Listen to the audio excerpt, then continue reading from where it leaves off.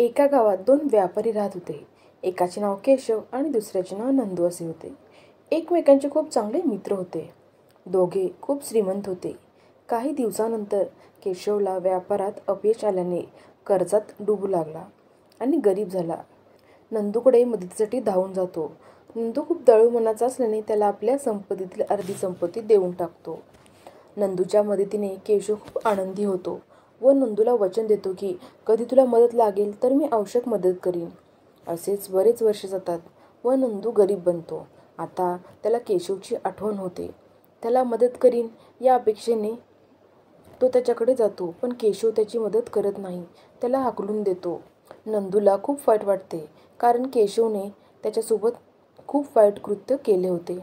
केशवचे हे कृत्य नंदूच्या एका नोकराने पाहिले आणि तो राजाकडे जाऊन हे सगळे सांगतो. हे सगळे ऐकून राजा त्या दोघांना दरबारामध्ये बोलून घेतो. राजा केशवला त्याची जुनी आठवण करून देतो आणि केशवला आदेश देतो की तुझी अर्धी संपत्ती द्यायला सांगतो. नंदूला अर्धी संपत्ती देतात. त्याला योग्य तो न्याय मिळतो. तात्पर्य: न्याय कधीही खरा करावा.